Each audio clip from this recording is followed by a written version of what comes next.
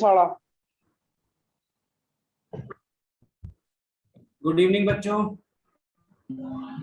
Good evening sir. Good evening sir. Good evening sir. Good evening sir.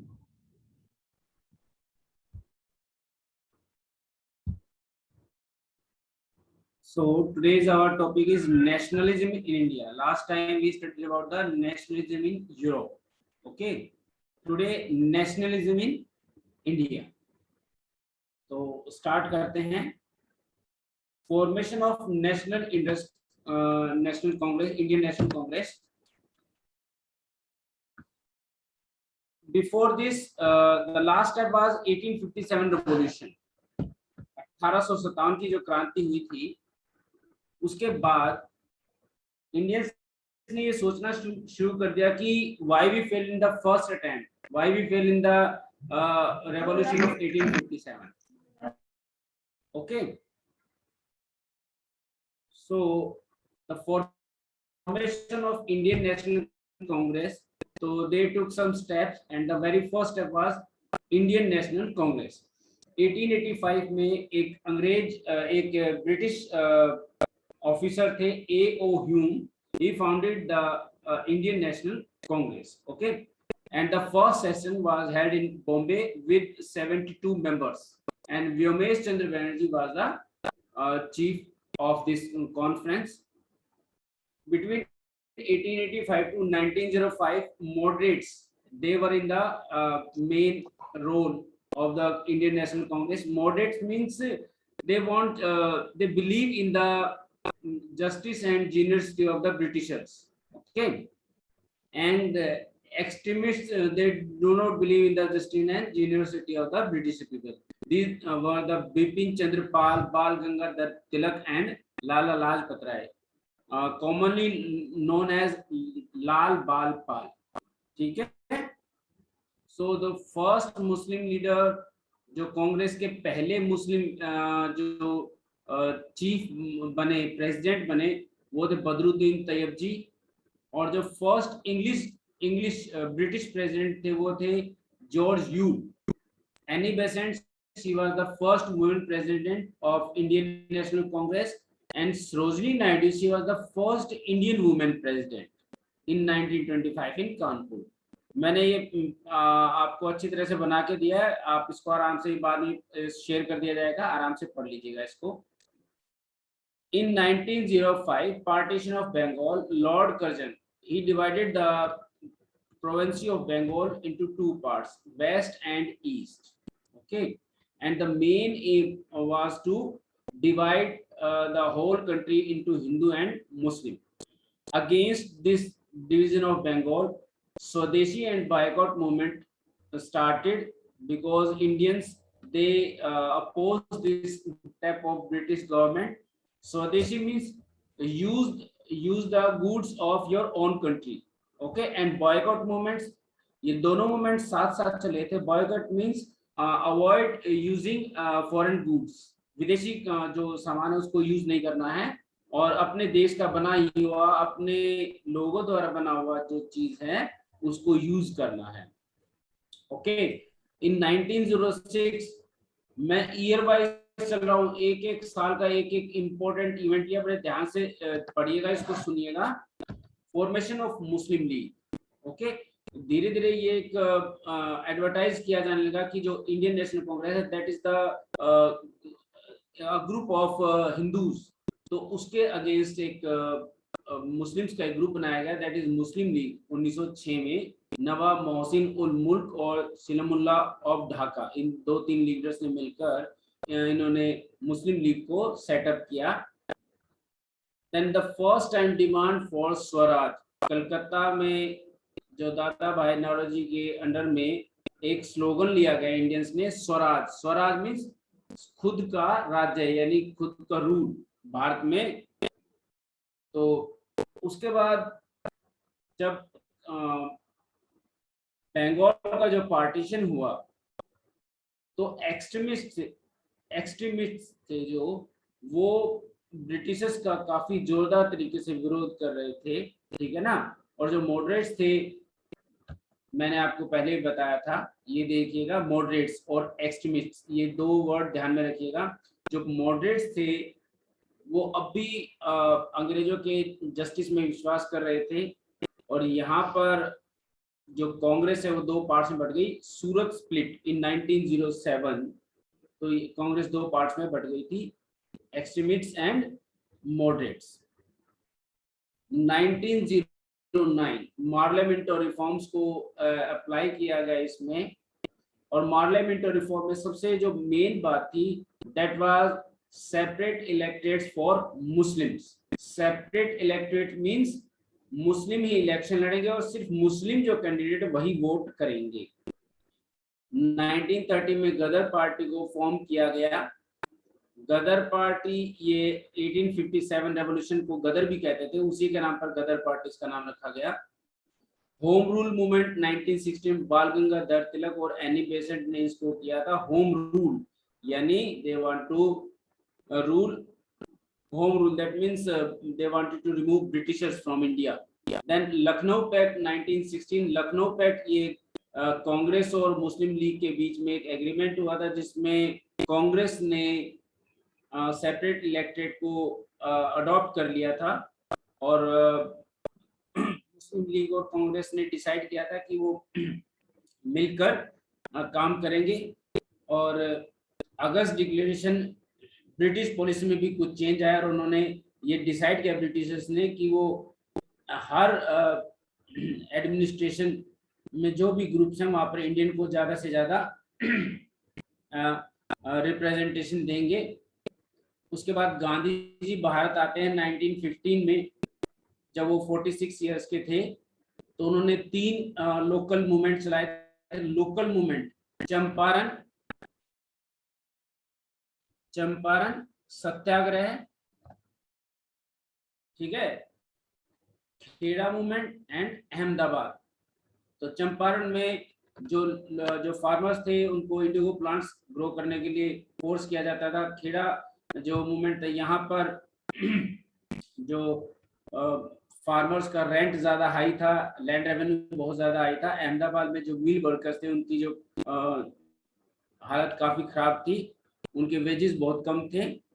उसके बाद है मॉन्टेगी Chelmsford reforms 1919 में इनको किया गया, इंट्रोड्यूस किया गया। तो भारतीयों को ज्यादा रिप्रेजेंटेशन दिया गया, लेकिन इसमें जो मेन चीज थी, जो सेपरेट इलेक्टर्स थे उसको बढ़ा दिया गया। सिखों, क्रिश्चियंस और एंग्लो इंडियंस पे भी इनको अप्लाई कर दिया गया। देन रोल्ट एक्ट 1919, इसमें किसी भी इंडियन को बिना किसी ट्रायल के उसको on the basis of doubt उसको अरेस्ट किया जा सकता था, और 2 साल तक उसको जेल में रखा जा सकता था। 6 महीने करके इस पीरियड को बढ़ाया जा सकता था। रोल्ट एक्ट, ठीक है। इसको कहा भी जाता था उस टाइम पे, जो बात ने कहा था, ना अपील, ना दलील, ना वकील। नो अपील, नो दलील, नो वकील, इस तरह से भी इसको प्रचार किया गया था। जलियांवाला बाग मासेकर, रोल्ट एक्ट का विरोध करने के लिए अमृतसर में जलियांवाला बाग में लोग इकट्ठे हुए थे, वहां पर फायर किया गया था और बहुत सारे लोग मारे गए थे। अराउंड 1600 लोग जो थे वो मारे गए थे। और उधम सिंह ने फिर जनरल ओडायर को 13 मार्च 1940 में लंदन में जाके उनको मार दिया था। Jallianwala Bagh massacre General O'Dwyer ने ही कराया था। उसके बाद नॉन कोऑपरेशन मूवमेंट, ये the first mass movement of India, non cooperation movement Gandhi ji ने चलाया था, फर्स्ट मास मूवमेंट, ठीक है। इसमें ये कहा गया था कि गांधी जी ने अपनी एक बुक में लिखा था हिंद स्वराज, 1909 में एक बुक लिखी थी गांधी जी ने, उसमें ये लिखा था कि जो ब्रिटिशर्स हैं वो भारत में रूल कर पा रहे हैं because of the cooperation of Indians. अगर इंडियंस अपना कोऑपरेशन ब्रिटिशर से हटा लें तो 1 साल में भारत आजाद हो जाएगा। तो इसमें यही कहा गया था कि भाई हमें ब्रिटिश से किसी भी तरह का कोऑपरेशन नहीं करना है। तो प्रोग्राम क्या थे, टाइटल, ऑनर सब सरेंडर करना है, गवर्नमेंट जॉब्स को मतलब रिजाइन कर दीजिए, ब्रिटिशर्स का कोई काम मत कीजिए, है ना, गवर्नमेंट जॉब नहीं करना, उनकी चीजें इस्तेमाल नहीं करनी है, कोर्ट में नहीं जाना है, राइट, इस तरह से ये कहा गया था। तो एक चोरा चोरी इंसिडेंट हुआ था जिसमें 12 फरवरी 1922 को ये चीज हुई थी। और उसमें 22 पुलिसकर्मी मारे गए थे, क्योंकि भीड़ ने एक पुलिस स्टेशन में आग लगा दी थी चौरा चौरी में। तो वहां पर गांधी जी को जो पता चला कि इसमें वायलेंस हुआ, तो गांधी जी वायलेंस के बिल्कुल अगेंस्ट थे। उन्होंने जो मास मूवमेंट था फर्स्ट नॉन कोऑपरेशन को तुरंत बंद कर दिया। तो इसी के अगेंस्ट फिर स्वराज पार्टी बनाई गई Motilal Nehru, CR Das and Kelkar ने, जो बाद में 1930 में लाहौर सेशन के बाद वापस आईएनसी में ही इंक्लूड हो गई। फिर साइमन कमीशन भारत आया 1928 में। लाला लाजपत राय ने इसका बहुत विरोध किया। हर जगह जहां भी साइमन कमीशन गया वहां पर इसका विरोध किया गया, इसको अपोज किया गया, ब्लैक फ्लैग दिखाए गए, काले झंडे दिखाए गए। तो लाला लाजपत राय को बहुत बुरी तरह से पीटा गया पुलिस की वजह से, जिनकी वजह से वो 17 नवंबर 1928 उनकी डेथ हो गई थी। उसके बाद भारत में कुछ रेवोल्यूशनरीज एक्टिविटीज हुई, जो रेवोल्यूशनरीज थे वो बहुत ज्यादा एक्टिव हो गए। रेवोल्यूशनरीज में आप ज्यादा एक फेमस कैरेक्टर है भगत सिंह और चंद्रशेखर आजाद। तो ये रेवोल्यूशनरीज थे। ये इनका ये मानना था कि भाई ब्रिटिशर्स को जिस भाषा में वो समझते उसी उसको जवाब दो। अगर वो फोर्स अप्लाई करते हो तो उनको भी फोर्स का जवाब होना चाहिए। The very first political murder of European, जो पहला व्यक्ति जिसको मारा गया 1897 में, ठीक है, वो चापेकर ब्रदर्स थे, उन्होंने मारा था दामोदर और बालकृष्ण, ठीक है। और किसको मारा था? मिस्टर रेंड को मारना चाहते थे, लेकिन अनफॉर्चुनेटली लेफ्टिनेंट आयरेस्ट को वो उन्होंने शूट कर दिया। उसके बाद मैडम भीखाजी कामा, खुदीराम बोस, है ना, प्रफुल्ल चाकी, मदन लाल ढींगरा, रास बिहारी बोस, सचिदानंद नात्यान, है ना। तो ऐसे बहुत सारे जो ये रिवॉल्यूशनरीज थे, है ना, काकोरी ट्रेन और भगत सिंह, बटुकेश्वर दत्त, ये बहुत सारे लोग थे जिन्होंने अंग्रेजों के उसमें काफी अपोज किया विद द वॉयलेंस। और 1931 में चंद्रशेखर आजाद जो थे, जिन्होंने अल्फ्रेड पार्क, इलाहाबाद पार्क, जो इलाहाबाद में है, और आपने आपको शूट किया था, आपने भी कई मूवीज कई सीरीज उसमें भी आए हैं। उसके बाद लाहौर सेशन में पहली बार इंडियंस ने एक डिमांड रखी कि अब हमें पूर्ण स्वराज चाहिए, यानी फुल फ्रीडम चाहिए। और इसी के अगेंस्ट में डांडी मार्च रखा गया और सिविल डिसोबीडिएंट मूवमेंट स्टार्ट किया गया। गांधी जी दांडी गए और वहां उन्होंने साल्ट लॉ ब्रेक किया। देखिए, अगर सिविल डिसोबीडिएंट मूवमेंट्स, इसमें ये कहा गया कि अंग्रेजों ने जितने भी कानून बनाए उन सबको तोड़ दीजिए, ठीक है। तो यहाँ पर इसीलिए गांधी ने ये मूवमेंट स्टार्ट किया था, सॉल्ट लॉ को तोड़कर। ओके, उसके बाद ब्रिटिशर्स थे वो काफी डर गए थे। तो गांधी और इरविन के बीच में एक समझौता हुआ, जिसमें तेज बहादुर सप्रू, जयकर और श्रीनिवास शास्त्री ने काफी हेल्प की थी इस एग्रीमेंट को, जिसमें गांधी जी को कहा गया था कि भाई वो सिविल डिसोबीडिएंट मूवमेंट को सस्पेंड कर दे। और गांधी जी ने इरविन के सामने शर्त रखी कि जितने भी लोग, एक तो हमारी सारी डिमांड मान लीजिए, और जितने भी लोग अरेस्ट किए हैं उनको छोड़ दीजिए। तो सेकंड राउंड टेबल कॉन्फ्रेंस में गांधी जी पार्टिसिपेट करने के लिए लंदन गए, ठीक है। वहां पर बात बनी नहीं, तो गांधी जी एम्प्टी हैंडेड वापस आए, क्योंकि बात वहां पर कांग्रेस को कई लोगों ने रिजेक्ट कर दिया था कि कांग्रेस हमारे रिप्रेजेंट, जैसे सिख लोगों ने कहा कि कांग्रेस हमें रिप्रेजेंट नहीं करती है, ऐसे ही हरिजन लोगों ने कहा कि कांग्रेस हमें रिप्रेजेंट नहीं करते। इसी तरीके से जितने भी स्टेट्स थे, जो राजा और नवाब थे, रजवाड़े थे, उन्होंने भी मना कर दिया कि कांग्रेस का हमारे से कोई लेना देना नहीं है। तो ये सब खत्म हो गया। और थर्ड राउंड टेबल कॉन्फ्रेंस उसके बाद हुई, जिसमें ये फ्रूटलेस थी, क्योंकि सभी जितने बड़े लीडर्स थे जेल में थे। और इसमें सिर्फ गवर्नमेंट ऑफ इंडिया एक्ट 1935 को ही भाई कैसे इंडिया में लागू करना है, इस चीज को डिस्कस हुआ। और 1935 में गवर्नमेंट ऑफ इंडिया एक्ट लागू किया गया, जिसके अंदर भारत में कहा गया कि हम इलेक्शन कराएंगे, यानी हम भारत में इलेक्शन कराएंगे। और कांग्रेस ने इलेक्शन में काफी अच्छी जीत की। 11 प्रोविंसेस में थे, 7 में उसने गवर्नमेंट बना ली और 2 में मिलकर गवर्नमेंट बना ली थी। पहली बार पाकिस्तान की मांग उठी, डिमांड फॉर पाकिस्तान, ठीक है। चौधरी रहमत अली ने पहली बार पाकिस्तान शब्द को इस्तेमाल किया था 1933 में। हालांकि मुस्लिम लीग ने पहली बार 1940 में पाकिस्तान एक टू नेशन थ्योरी दी मोहम्मद अली जिन्ना ने, ठीक है। वो ये उन्होंने एक अलग देश के लिए निकाला, उन्होंने कहा कि मुस्लिम्स के लिए एक अलग अलग जगह चाहिए, ठीक है। 1943 में कराची सेशन में मुस्लिम लीग ने एक स्लोगन रेज किया कि डिवाइड एंड क्विट, कि अंग्रेजों भारत छोड़ दो लेकिन पहले हमें बांट दो, राइट। उसके बाद क्रिप्स मिशन को भारत भेजा गया। इसमें ये कहा गया कि भाई क्योंकि उस वक्त सेकेंड वर्ल्ड वॉर चल रहा था, ठीक है, तो इसमें यहाँ पर बाद में भेजा गया उनको कि भाई भारतीय सपोर्ट को हासिल करें, लेकिन ये मिशन फेल हो गया। उसके बाद गांधी जी ने क्विट इंडिया मूवमेंट स्टार्ट किया कि अंग्रेजों भारत छोड़ो, उसमें गांधी जी ने स्लोगन दिया था डू और डाई। फिर विवेल प्लान आया, विवेल वॉइस रहे थे भारत के वो भारत में आए, ठीक है ना, लेकिन ये विवेल प्लान भी फेल हो गया। उसके बाद डिक्लेयर किया गया, लॉर्ड एटली की गवर्नमेंट आ गई किसमें, कहां पर, इंग्लैंड में, और उन्होंने डिक्लेयर कर दिया था कि अगर हमारी गवर्नमेंट आ गई तो हम इंडिया को फ्री कर देंगे। तो ऐसा ही लॉर्ड ने अनाउंस कर दिया कि we are going to free India, ठीक है। तो कैबिनेट मिशन यहाँ पर आया था कि भाई वो भारत को पावर कैसे हैंड ओवर करे। तो इंटरनल गवर्नमेंट बना दी गई। कांग्रेस स्टार्टिंग में कांग्रेस ही इसमें शामिल हुई, मुस्लिम लीग ने इसका विरोध कर दिया था, इसको अपोज किया था, लेकिन बाद में लॉर्ड वेवल ने इसमें इंपॉर्टेंट रोल प्ले किया और मुस्लिम लीग को कन्विंस किया, और बाद में 5 मेंबर उसके ऐड हो गए इसमें।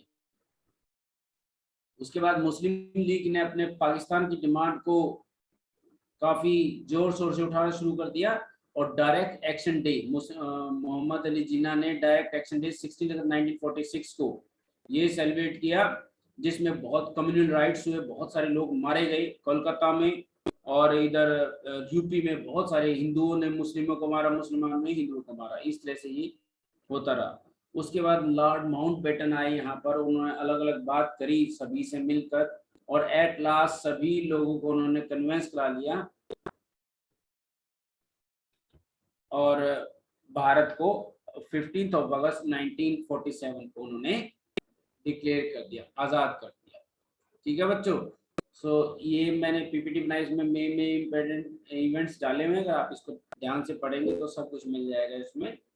नेक्स्ट है आपका जो सिलेबस आ जाता है इसमें, ठीक है, लाइवलीहुड इकोनॉमिक्स एंड सोसाइटी। तो इसमें फॉरेस्ट सोसाइटी एंड कॉलोनिज्म आता है, फॉरेस्ट रिसोर्सेज।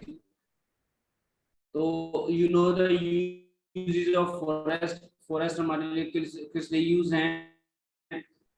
तो 1995 तक किया, तो क्लियर किया गया किस वजह से काट दिया गया, industrial use, cultivation, pasture, fuel की वजह से, ओके।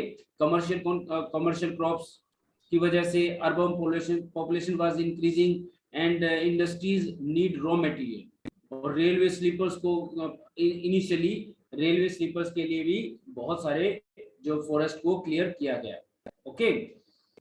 तो कमर्शियल फॉरेस्ट्री का राइज कैसे हो, कमर्शियल फॉरेस्ट्री जो डाइट्रीज ब्रेंडिस थे, जर्मन एक्सपर्ट थे, वो फर्स्ट इंस्पेक्टर जनरल इंडिया के भारत के थे, ठीक है। उन्होंने इंडियन फॉरेस्ट सर्विस को भी सेटअप किया 1864 में। तो उन्होंने कमर्शियल फॉरेस्ट्री को इंट्रोड्यूस किया। कमर्शियल फॉरेस्ट्री मींस कि जंगल जो फॉरेस्ट है इनमें वही पेड़ उगाए जाए जो उनकी जरूरत के, ठीक है ना, जो अननेसेसरी प्लांट्स है, अननेसेसरी ट्रीज हैं जो यूजलेस है उनको हटा दिया जाए, ठीक है ना, और एक ही तरह के पेड़ लगाए जाए जंगल में, और हर साल कितने पेड़ काटे जाने ये सारा डिसाइड किया जाता है, that is called commercial forestry, okay.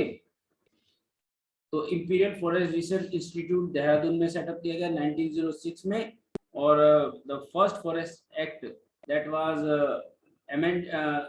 introduced in 1865 and amended twice in 1878 and 1927।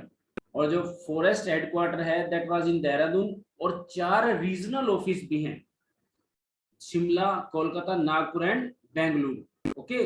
These are the regional office of forest survey of India. अच्छा, उसके बाद है जो फॉरेस्ट लॉ इंट्रोड्यूस किया गया, तो लोगों का जो लाइफ था वो कैसे इफेक्ट हुआ, वो शिफ्टिंग कल्टीवेशन नहीं कर पाए, ठीक है ना, उनको जंगलों से बाहर निकाल दिया गया, जंगलों से रिलेटेड जितने भी काम थे सब बंद हो गए उनके। कुछ लोगों ने इसके अगेंस्ट रिवोल्ट भी किया, लेकिन उसको सप्रेस कर दिया गया विद फोर्स। एक्सक्यूज तो मी सर, बस्तर में, हाँ बोलो बेटे। सर शिफ्टिंग कल्टीवेशन को झूम कल्टीवेशन भी कहते हैं ना? हाँ जी, शिफ्टिंग कल्टीवेशन, झूम कल्टीवेशन, ठीक है ना। जैसे ये नाम ही है शिफ्टिंग, यानी शिफ्ट करते रहते हैं। एक बार आपने एक एरिया को क्लियर किया, उसके बाद वहां पर आपने एग्रीकल्चर एक्टिविटी की, क्रॉप ग्रो किया, जब वो उसको हार्वेस्ट करके फिर आप उस एरिया को छोड़ देते हैं, फिर आप दूसरी जगह शिफ्ट कर जाते हैं, ठीक है ना।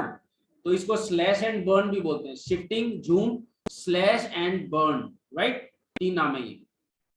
उसके बाद है कॉलोनियल मैनेजमेंट इन बस्तर। देखिए छत्तीसगढ़ का एग्जांपल लिया है, जो बस्तर है वो छत्तीसगढ़, महाराष्ट्र, उड़ीसा है ना, इसके बिल्कुल बॉर्डर एरिया पर सेटअप है। यहाँ पर किस तरह से वही चीजें हैं, फॉरेस्ट एक्ट लागू किया गया, फिर लोगों को जो लाइफ चेंज हुआ, लोगों ने रिवोल्ट किया, किस तरह से उनको दबा दिया, वही सारी चीजें हैं। And same happened in the Java. Java में जो कलंग, जो एक कम्युनिटी थी जो पेड़ काटने में मास्टर थे वो, तो वहां भी सेम इसी तरह का सारा जो हुआ।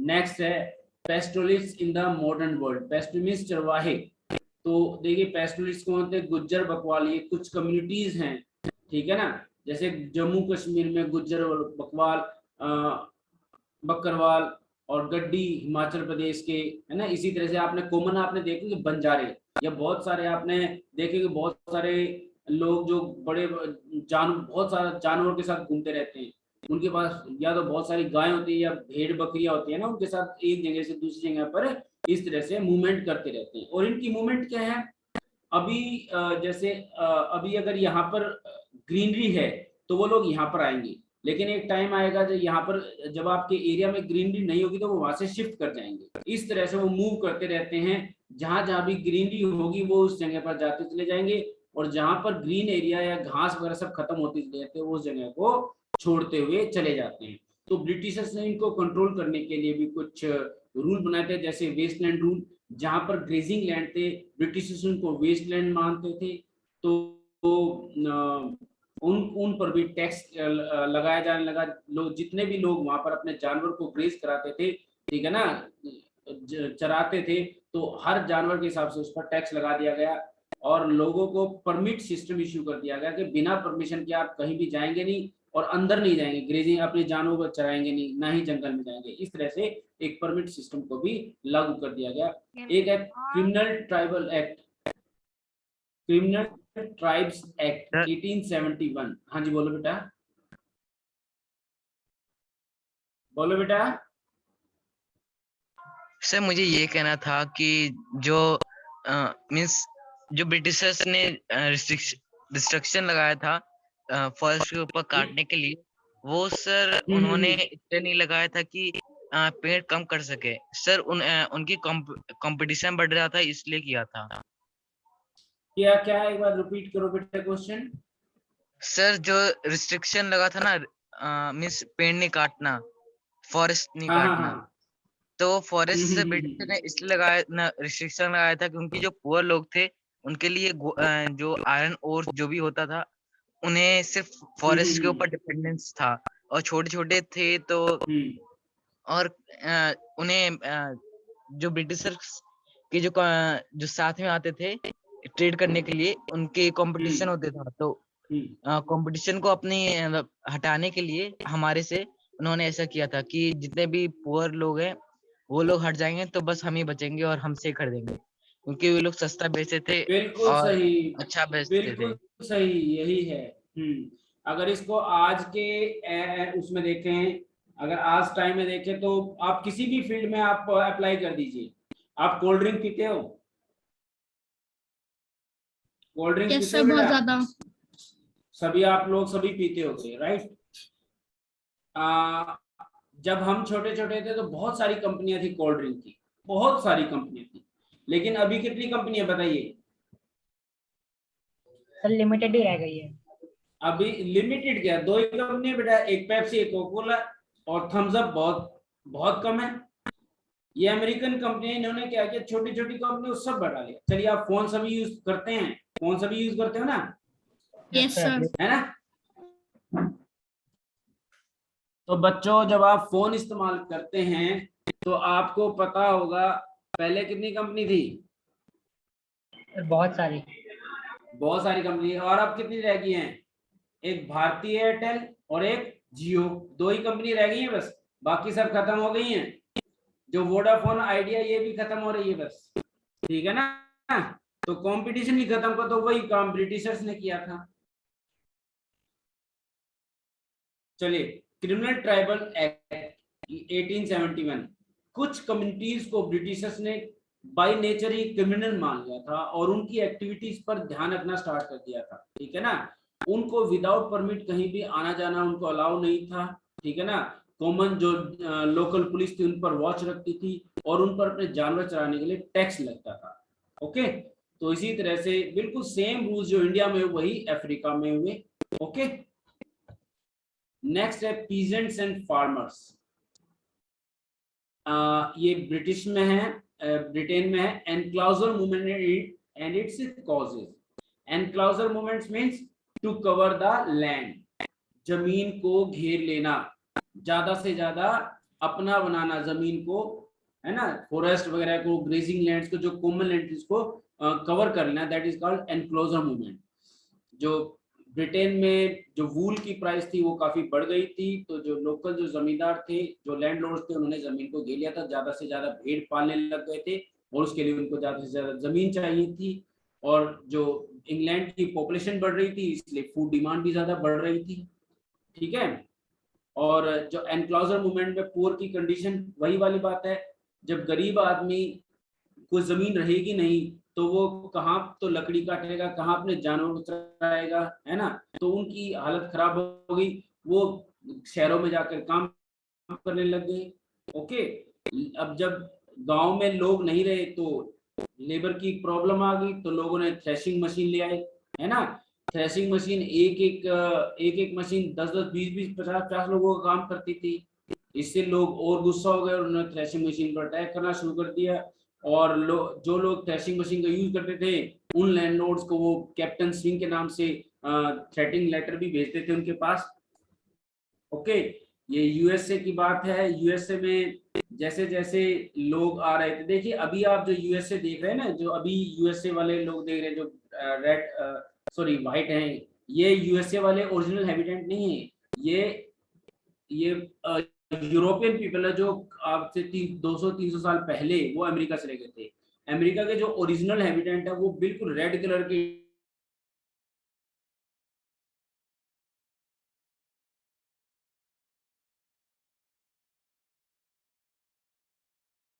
इंडियंस, उनको बोलते हैं रेड इंडियंस। ओके, तो उसी का जिक्र है यहाँ पर। उनको उधर जाके सेटल हो गए थे, उनको क्या बोलते थे, सेटलर। वहाँ के ओरिजिनल हैबिटेंट थे उनको वहां से रिमूव करते चले गए। एट लास्ट उनको वो आज भी अपने राइट्स के लिए लड़ रहे हैं। Okay, excuse me sir. हाँ हाँ बोलो बेटा। सर यूएस के सर फार्मर्स और इंडिया के फार्मर्स में अंतर क्या है? देखिए बेटा, वहां पर जो टेक्नोलॉजी है वहाँ एडवांस है, यहाँ पर कम है। यूएसए में जो फार्म्स हैं वो बड़े बड़े हैं, बहुत बड़े बड़े फार्म्स हैं। वहां पर एरोप्लेन से दवाइयाँ छिड़की जाती हैं, ठीक है ना। हर फार्मर्स लैपटॉप मतलब कंप्यूटर से कनेक्ट है, सैटेलाइट से कनेक्ट है। वहां पर एडवांस एग्रीकल्चर टूल है, वहां पर गवर्नमेंट जो है फुल फैसिलिटी देती है ना। और इवन जो जो एग्रीकल्चर जो वहाँ फार्मर्स है उनको भी गवर्नमेंट सपोर्ट करती है, ठीक है। हर चीज बहुत ही सब्सिडाइज रेट पर मिलती है। लेकिन भारत में जो फार्मर्स हैं वो छोटे छोटे खेत हैं उनके, इतने आपको जानकर हैरानी होगी आज भी इंडिया में जो खेती है वो बैल से होती है, पता है आपको। ये कुछ स्टेट हैं जैसे पंजाब हरियाणा डेवलप्ड हैं, यहाँ पर ट्रैक्टर चलते हैं। अगर आप साउथ में जाएंगे, साउथ में अब भी लोग खेती करते हैं। मैं लास्ट टाइम एक जगह पर था बांसवाड़ा, वहां लोग बैल से खेती करते थे, जो हल वाला सिस्टम था पुराने वाला। तो यूएसए में भी काफी, देखिए वहां का जो क्लाइमेट था वो वीट के अकॉर्डिंग था। और वहां लोगों ने खूब, जो सेटलर्स थे उन्होंने सारे जमीन को काट दिया, पेड़ पौधों को काट दिया, और वहां पर वो क्या उगाने लगे, वो वीट ग्रो करने लगे। और कई सालों के बाद, ठीक है, धीरे धीरे ट्रैक्टर चलाने लगे, वहां पर मिट्टी टूट गई, और एक भी दिन ऐसा नहीं आया वो पूरा एरिया एक डस्ट बाउल में कन्वर्ट हो गया, क्योंकि पेड़ रहे नहीं, मिट्टी को कोई होल्ड रख नहीं पाया, तो धीरे धीरे वो ब्रेड बास्केट क्या बन गया, डस्ट बाउल बन गया। ओके, और उसके बाद फिर एक एग्रीकल्चर ग्रेट एग्रीकल्चर डिप्रेशन भी आया after the first world war, इसके बारे में हम आगे डिस्कस करेंगे। तो इंडिया में भी कुछ इसी तरह का था, इंडिया में भी फार्मर्स को ऐसे ही फोर्स किया जाता था ओपियम प्रोडक्शन के लिए। ओपियम में होता है अफीम, नशे, जिससे नशा करते हैं। तो यहाँ पर जो ब्रिटिशर्स थे उनको चाय चाहिए थी, उस वक्त चाय कहाँ थी, चाय और पोल्ट्री ये चीन से खरीदते थे, लेकिन चीन में बेचने के लिए उनके पास कुछ नहीं था। तो ब्रिटिशर्स क्या करते थे, भारत में अफीम को ग्रो कराते थे, अफीम को चीन में लेके बेचते थे, और फिर उस जो पैसा आता था उससे वो चाय यानी टी होता है ना, चाय जो आप पीते हैं, और जो वहाँ का प्रोडक्ट खरीद के वो चीन ले जाते थे। तो इस सारे प्रोडक्ट का क्या बोलते थे, ट्रायंगुलर ट्रेड बोलते थे। ठीक है सर। मेकिंग ऑफ ग्लोबल, हाँ बेटा। सर तो फिर सर ओल्डर टाइम्स में सर यूएस फार्मिंग कैसे करता था? ओल्डेस्ट टाइम में हाँ देखिए, जो अभी हमने पढ़ा ना डस्ट बाउल वगैरह, वहां पर एग्रीकल्चर ये जो स्टार्ट हुआ 1776 के बाद डेवलपमेंट हुआ, उससे पहले लेबर बहुत ज्यादा थी। आप यहाँ से लोगों को जबरदस्ती पकड़ के, आपने कभी स्लेव सिस्टम सुना है, स्लेव? Yes sir. पता है अफ्रीका में वो लोग जबरदस्ती यहाँ से लोगों को पकड़ कर ले जाते थे, तो वो ठीक है, लोग व्हाइट्स चारों एंड बनकर। ब्लैक्स करते थे। हाँ जी, हाँ। और स्पेन में वहां पर मार्केट लगती थी, स्लेव मार्केट, वहां से खरीद कर उनको फिर ले जाया जाता है अमेरिका में खेतों में काम करने के लिए। उस वक्त मशीनें नहीं थी, तो बहुत ज्यादा लोगों से काम कराया जाता था। फिर धीरे धीरे मशीनें आ गई तो लोग हट गए। बड़ी क्लासेस में आप पढ़ेंगे। हाँ बोलो बेटा। सर आपने बोला कि जो इंडिया, चाइना और अमेरिका जो थे वो ट्रायंगुलर ट्रेड करते थे। सर वो same trade means triangular trade नाम का ही एक और ट्रेड होता था अफ्रीका, यूरोप और ब्रिटेन में। मींस वहां पर स्लेव्स का जो होता था। तो सर क्वेश्चन में कैसे नहीं, ये तो सिंपल सा आ गया ना, आपको दिया जाएगा ब्रिटेन, इंडिया और चीन, ठीक है ना। यहाँ किसी न किसी देश का जिक्र होगा, स्पेशली चीन और इंडिया का, ठीक है ना। ये तीनों कंट्रीज आपस में एक दूसरे पर डिपेंड करती थी, ठीक है ना। और देखिए नेक्स्ट है making of the global world. Global world means चीजें ग्लोबल हो जाना, काफी करीब आ जाना हर चीज में, और इसका काफी इंपॉर्टेंस है। जैसे पहले सिल्क रूट है, सिल्क रूट के थ्रू जो अलग अलग जो कंट्रीज के लोग हैं वो आपस में कनेक्टेड थे। लोग जो ट्रेडर्स थे एक जगह से दूसरी जगह पर जाते थे, जैसे चाइनीज सिल्क है, चाइनीज पोट्री है, इंडियन स्पाइसेस है, टेक्सटाइल है, इन्हीं रूट्स के थ्रू दुनिया के अलग अलग हिस्सों में जाता था। इसी तरह से फूड भी ट्रेवल करता, लोग एक जगह से दूसरी जगह पर जाते थे तो वहां से पौधे ले आना, बीज ले आना, है ना। इस तरह से फूड भी एक जगह से दूसरी जगह पर शिफ्ट हो गया। जैसे नूडल्स चाइना से पूरे वर्ल्ड में फैल गए, पोटैटो, सोया, ग्राउंडनट, इस तरह से ये अमेरिका में होते थे और अमेरिका से पूरे उसमें फैल गए। अभी आप बहुत सारा खाना खाते हैं, जैसे आप लोग पास्ता खाते हैं, पास्ता एक इटालियन डिश है, नूडल्स खाते हैं, ये चाइनीज डिश है, ठीक है ना। और इसी तरीके से जब लोग एक आए गए तो धीरे धीरे खाने की जगह फिर बीमारियां भी शिफ्ट होने लगी, ट्रांसफर होने लगी। अभी जैसे अभी कोरोना वाला सिस्टम चल रहा है ना, ये चीन से देखो सारे वर्ल्ड में फैल गया, है ना। तो अब कितने लोग मर रहे हैं, उस टाइम पे एक सिंपल से एक बीमारी थी, चिकन पॉक्स। तो यूरोपियन लोग जब अमेरिका में गए तो चिकन पॉक्स से उनके अंदर इम्यूनिटी सिस्टम ही नहीं था, मर गए।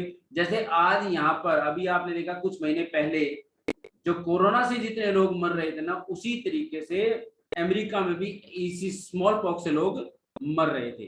तो काफी इकोनॉमिकल चेंजेस भी आए, ट्रेड बढ़ गया, लेबर भी एक जगह से दूसरी जगह पर लोग जाने लगे, कैपिटल भी इन्वेस्टमेंट होने लग गया, ठीक है ना।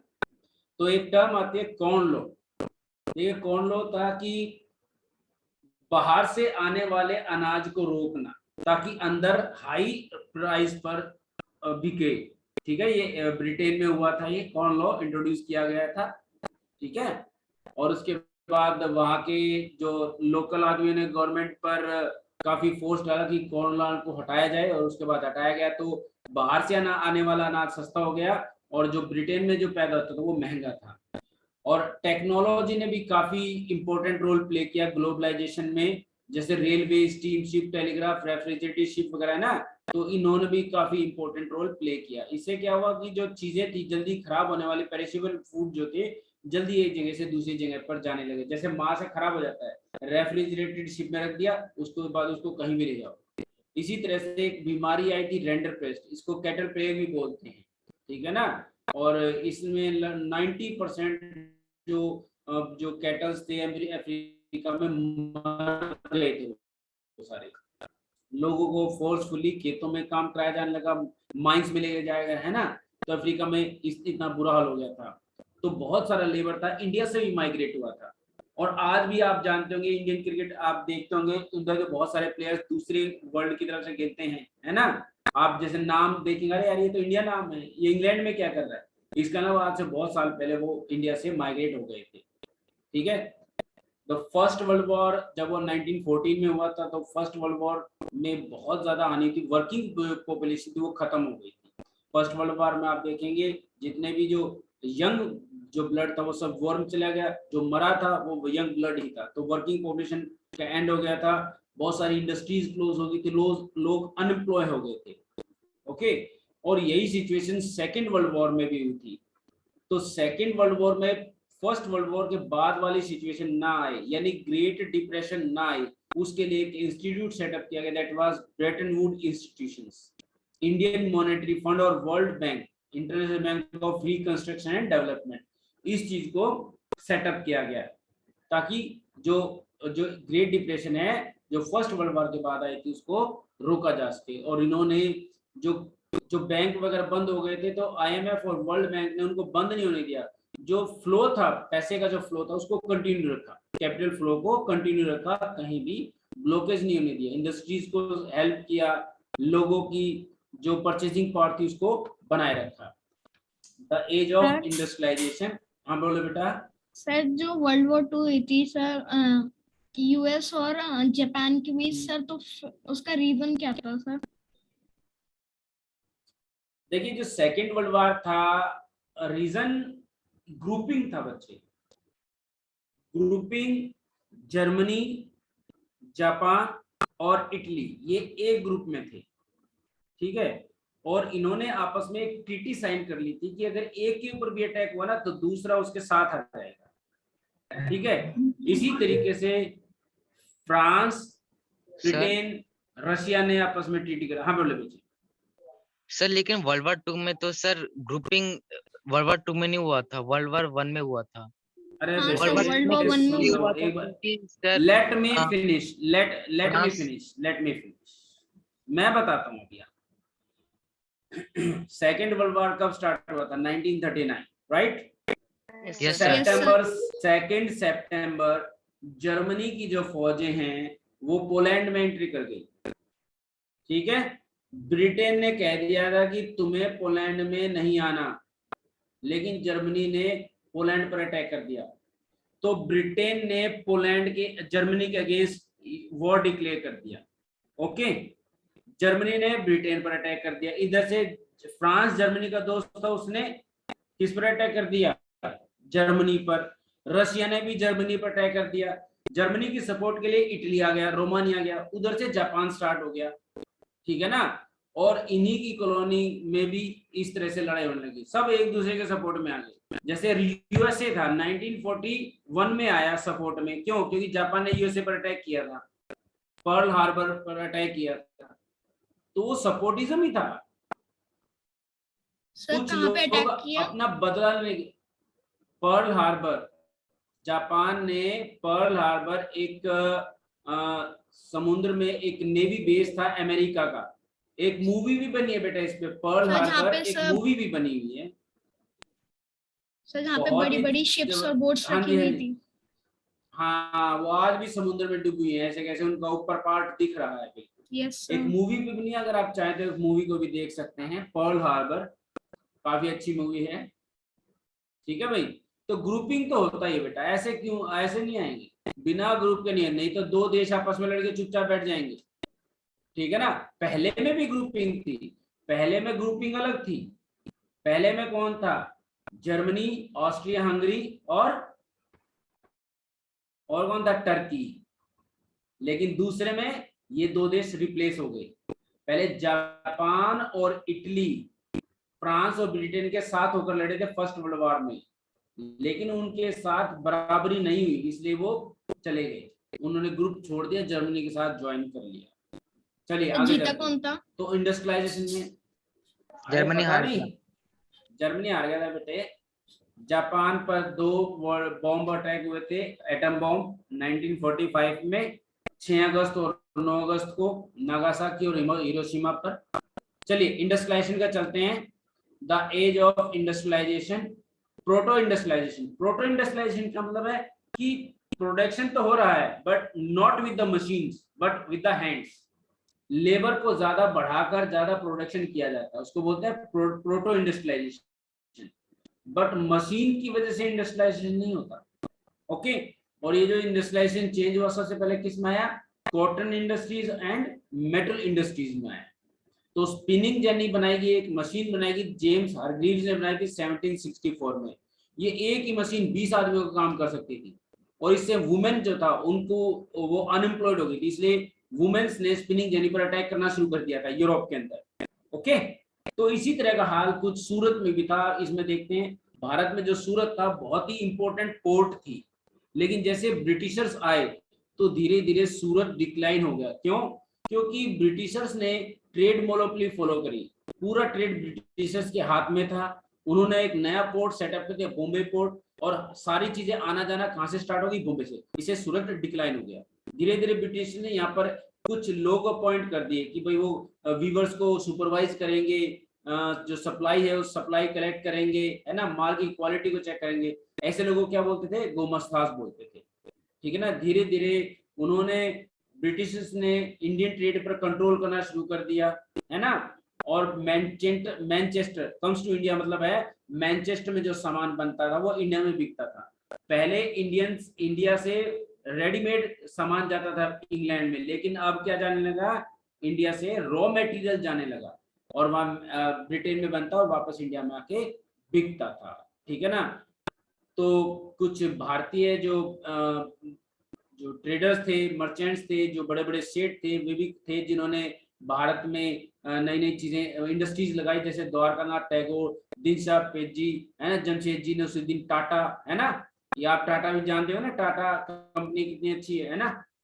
और इस सेठ हुकुमचंद, ये कुछ ऐसे एंटरप्रेन्योर थे इंडिया के, इतने बड़े बड़े रिच पीपल थे जिन्होंने उस वक्त इंडस्ट्री लगाई थी। ठीक है। Industrial production India increase. जब फर्स्ट वर्ल्ड वॉर हुआ तो ब्रिटेन के जितने भी इंडस्ट्रीज थी वो फर्स्ट वर्ल्ड वॉर में लग गई। ठीक है, तो इससे भारतीय इंडस्ट्रीज को एक हेल्प मिली, और जो इंडियन इंडस्ट्रीज थी उन्होंने, इंडियन इंडस्ट्रीज ने को कहा गया कि भी आप ब्रिटिश की वॉर नीड्स को कंप्लीट करें। पहले तो जो ब्रिटेन थे वॉर से पहले इंडियन इंडस्ट्री पे 85 तरह के बैन लगा रखे थे, लेकिन फर्स्ट वर्ल्ड वॉर के बाद वो सारे बैन हटा लिए गए और इंडियन इंडस्ट्रीज को एक बूम मिला। ठीक है ना, काफी प्रोडक्शन उनका बढ़ गया। तो नेक्स्ट है वर्क लाइफ एंड लाइफ।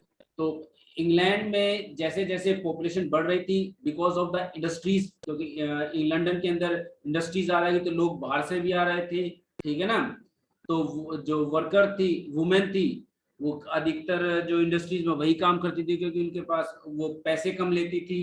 ठीक है ना, लेकिन जैसे जैसे इंडस्ट्रीज में टेक्नोलॉजिकल डेवलपमेंट आ गया तो वुमेन्स को हटाया जाने लगा, क्योंकि वो ज्यादा पढ़ी लिखी नहीं होती थी तो टेक्निकल मैटर्स को हैंडल नहीं कर पाई, और अधिकतर वुमेन्स क्या काम करती है, एज अ सर्वेंट काम करती थी। ठीक है ना, लेकिन जैसे ही लड़ाई का टाइम हुआ, यानी फर्स्ट वर्ल्ड वॉर हुआ, तो वुमेन्स, आदमी तो कहाँ चले गए सब वॉर में, तो वापस वुमेन्स को एम्प्लॉयमेंट मिल गया किसमें, इंडस्ट्रीज में।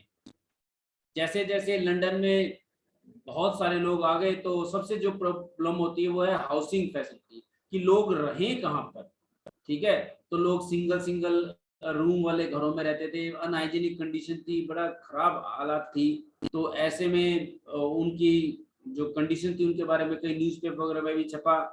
तो वहाँ की जो गवर्नमेंट थी उसने बड़े एक डर के मारे एक मास हाउसिंग स्कीम लॉन्च की कि कहीं जैसे रशिया में रेवोल्यूशन हुआ था, कहीं यहाँ हमारे यहाँ ना हो जाए इस तरह का रेवोल्यूशन। तो अंडरग्राउंड रेलवे था लंदन में, वो 10 जनवरी 1963 को स्टार्ट हो गया था। और जो पेरिस, जो आज जानते हैं आप सभी पेरिस घूमना चाहते हैं, क्योंकि दुनिया का कहते हैं सबसे खूबसूरत शहर पेरिस होता है, ठीक है ना।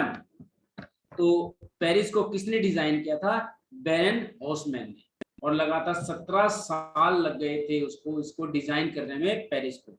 और लुइस नेपोलियन सेकंड जो उस वक्त राजा था 1852 में फ्रांस का, उसने इस काम को अपने हाथ में लिया था। ओके, इसी तरह से बॉम्बे में भी बहुत सारी इंडस्ट्रीज थी, लोग आ रहे थे हर जगह से। इवन आज भी आप लोग बॉम्बे जाते रहते हैं, जिसके पास जरा सा पैसा, लोग चलो बॉम्बे चलते हैं वहीं रहेंगे, तो बॉम्बे रहते हैं। वहां भी इसी तरह से रहने की प्रॉब्लम थी। लोग कहाँ रहते थे?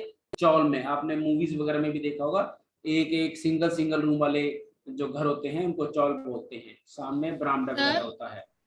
हाँ बोलो बच्चे। पेरिस्कोप सबमरीन के अलावा और किस चीज में यूज होता है? क्या सर जो पेरिस्कोप होता है सर, वो सबमरीन के अलावा और किस चीज में यूज होता है? एरोप्लेन में भी इस्तेमाल होता है। सर एरोप्लेन में कैसे?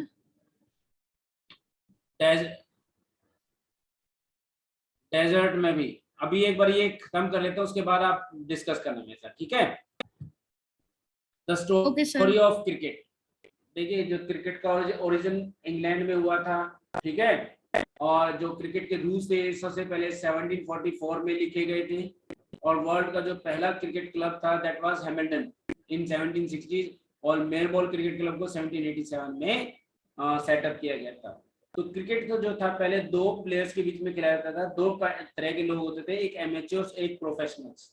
एमेच्योर वो लोग होते थे जो अपने खुशी के लिए, है ना, एंटरटेनमेंट के लिए क्रिकेट खेलते थे और जनरली वो बैटिंग करते थे।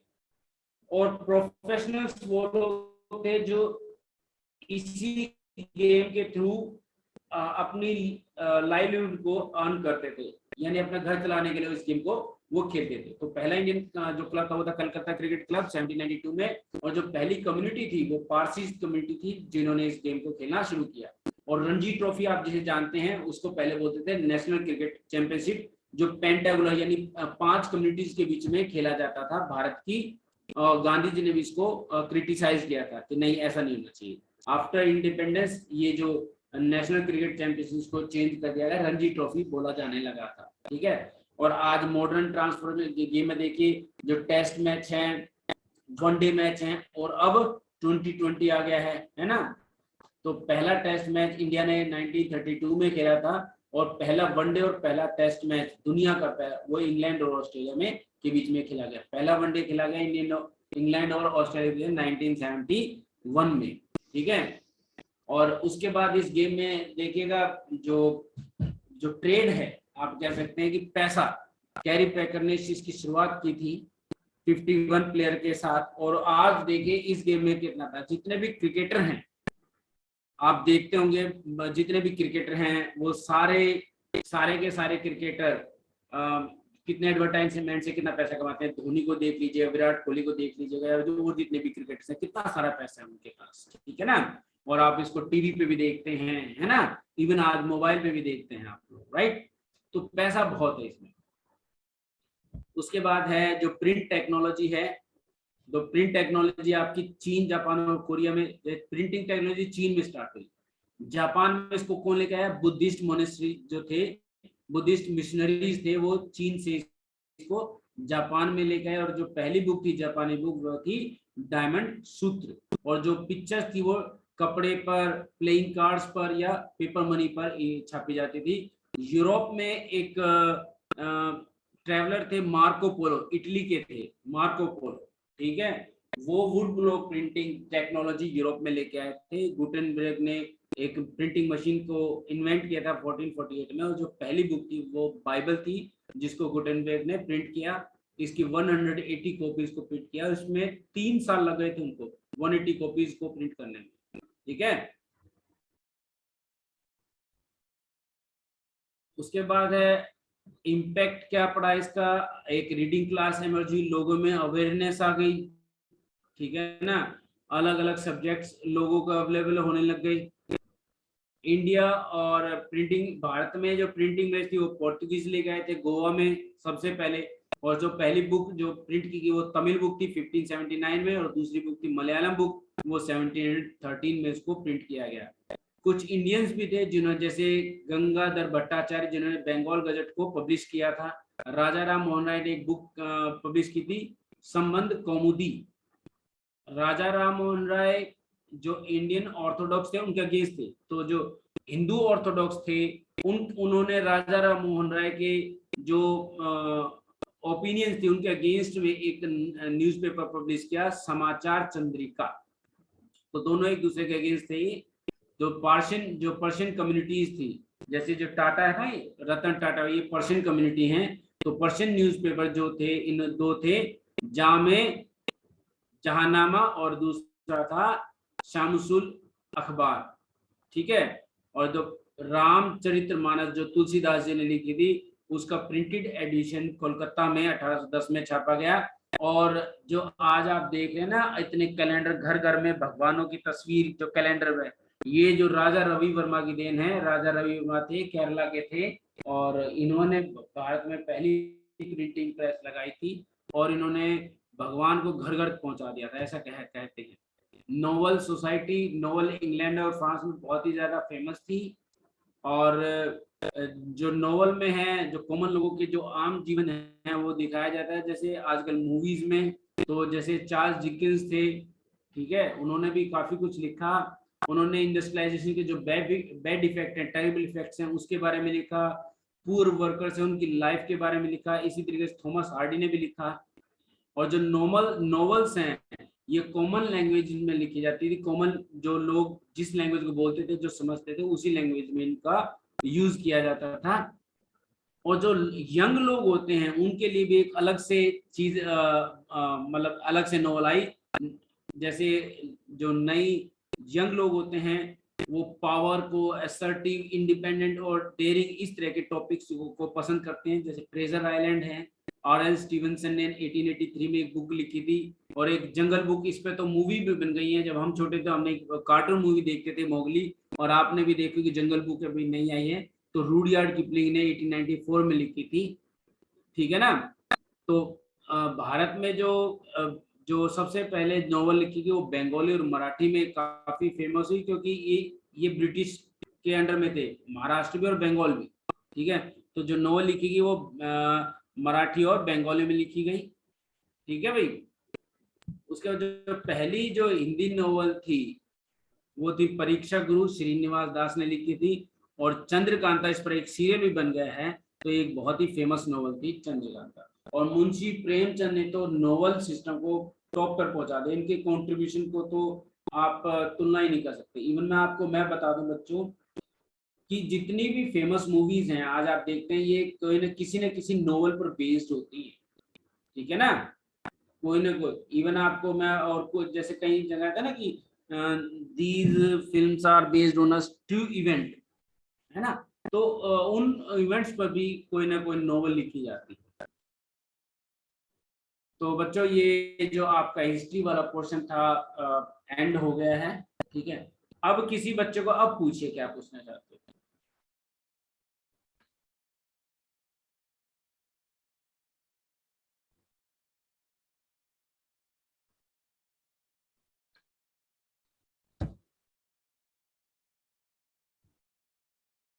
अब कोई बच्चा कुछ पूछना चाहता है? No, sir.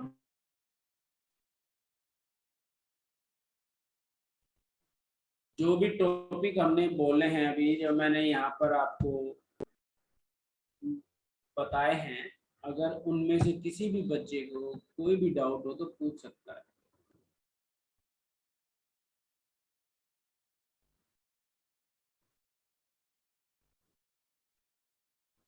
चलिए ठीक है, मैं इसका जो है शेयर कर दूंगा आपके ग्रुप में, सबको बोल दूंगा। ठीक है, तो good night. Please leave the meeting. Good night, sir. Good night, Good sir. night. Good night, sir. Good night.